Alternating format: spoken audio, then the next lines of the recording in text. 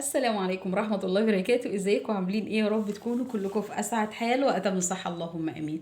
موضوعنا النهاردة، احنا ليه مش بنعمل بالنصيحة؟ تمام، زي ما تعودنا مع بعض، لايك وشير وسبسكرايب، ادعموني كتير على صفحتي فيسبوك هناء السيد، ويلا بينا نبدأ الفيديو.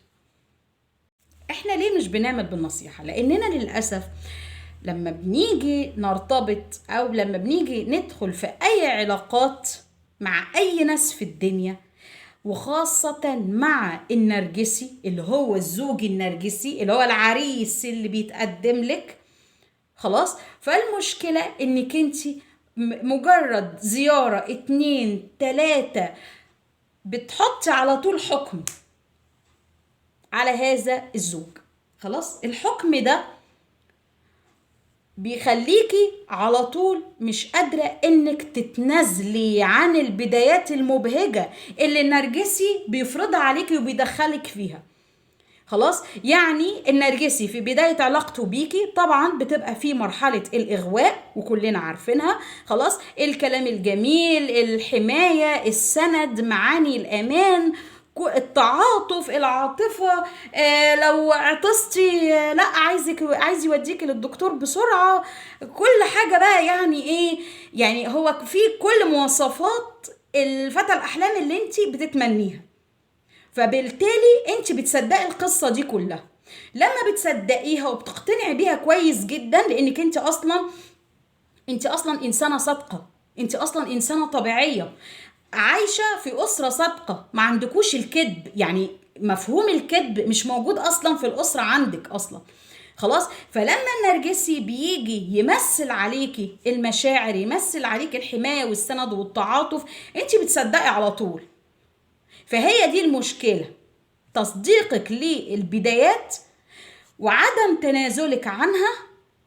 خلاص، هو ده اللي بيخلي نصيحتنا ليكي فيما بعد سنين الآلام، بعد سنين الأوجاع، بعد سنين من القهر، انت مش قادرة انك تنفذي النصيحة.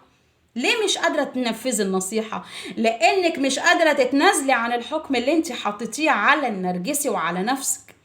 مش قادرة تتنازلي عن انه مصدر للامان، مش قادرة تتنازلي عن انه شخص كويس معاكي، مش قادرة تتنازلي عن وجهة نظره فيكي، وجهة نظره فيكي اللي هي بتدمرك، يعني وجهة نظره السلبية فيكي. انت عاجزة عن تطوير نفسك لانك مش قادرة تصدقي انه بيلعب بيكي، انه بيدمرك، ان وجهة نظره فيكي ما كانتش من باب النصيحة ولا من باب التوجيه والإرشاد، ده كان من باب تدميرك، زعزعة الثقة في نفسك. فهو ده المشكلة. فبالتالي حضرتك مش قادرة تسمعي النصيحة بتاعتي وبتاعت غيري. فهمتي؟ طيب كمان، طب نقول طيب في الفقرة اللي جاية، طول ما انتي مش عايزة تغيري الحكم، مش عايزة تتنازلي عن الحكم، مش عايزة تستبدلي الحكم اللي انت حكمتيه على النرجسي انه شخص طيب، انه شخص امان، انه مصدر حماية، انت مش عايزة تستبدلي المفاهيم دي بمفاهيم الجديدة تبع التفكير الجديد وتبع الفهم الجديد اللي انت التفتي ليه مؤخرا. خلاص، ده في حد ذاته مشكلة، ده عائق في تعاملك مع النرجسي، انك انت تتعاملي معاه بطرق التعايش السلمي اللي احنا بنقول عليها. عائق في تطوير نفسك، عائق في انك تستمتعي اصلا بحياتك وانك تكوني سعيدة، عائق في انك تعرفي تربي اصلا ولادك. فهمتي؟ فموضوع انك انت مش عارفة ليه تنفذي النصايح، مش عارفة تنفذي النصايح لانك مش عايزة تتنازلي عن الاحكام اللي بنيتيها على اوهام في بداية علاقتك بالنرجسي. فهمتي؟ للأسف عقلك بيخدعك، بيقولك ايه، لا، ما هو لو انت فكرتي ان النرجسي ده مصدر للقلق، مصدر للتوتر، انه مش مصدر امان، وانه خطر عليكي، انت هتبقي في خطر. هو بيفهمك كده، عقلك بيفهمك انك انت هتبقي في خطر. طب عشان ما تبقيش في خطر، لا انا مش عايزه افهم، لا انا هلغي نفسي، لا انا مش موجوده. فهمتي؟ عرفتي ليه مش عايزه تسمعي النصيحه ومش عارفه تنفذي النصيحة او مش عارفة تطبقي، خلاص. موضوع ان النرجسي، طبعا انت رابطة النرجسي بمعاني الحماية والامان والسند والقصة دي، لكن الواقع غير كده. الواقع انه واحد مستوحش عليكي، واحد ما بيفكرش الا في مصلحته، واحد بيشوه سمعتك في كل حتة من غير ذنب، من غير ما تعملي حاجة، من غير ما تقدمي له اي حاجة وحشة او تعملي له حاجة وحشة، خلاص. طيب طول ما انت شايفة سلبيات النرجسي وفي نفس الوقت انت محتفظة بالاحكام الوردية اللي انت حكمتيها على النرجسي، مش عايزة تتنازلي عنها، طول ما عندك صراع، طول ما عندك صراع بينك وبين نفسك، عمرك ما هتوصلي للاستقرار النفسي، عمرك ما هتوصلي للسلام الداخلي. طول ما انت مش عايزة تقتنعي ان النرجسي هو مصدر للقلق والتوتر وشخص مضطرب وشخص خطر عليكي، عمرك ما يعني طول ما انت مش قادرة تستوعبي المفاهيم دي ومش عايزة تصدقيها، عمرك ما هتقدري انك انت تتعايشي كويس مع النرجسي، ولا هتقدري انك تنقذي نفسك نهائي. وعشان كده النرجسي بيتلاعب بيكي.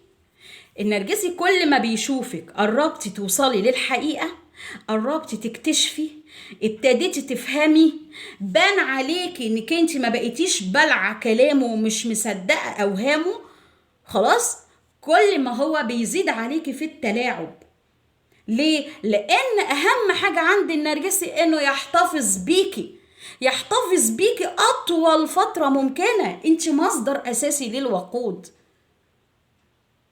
فهمتي؟ واحدة مصدقاه يفقدها، يروح بقى لواحدة تانية هي مش مصدقاه ومفتحة وعارفة راسها من رجلها ومدركة نفسها، يتوه هو بقى معاها. لا، انت بالنسبة له اسهل في تحصيل الوقود، انت بالنسبة له اسهل، خلاص. فبالتالي موضوع انك انت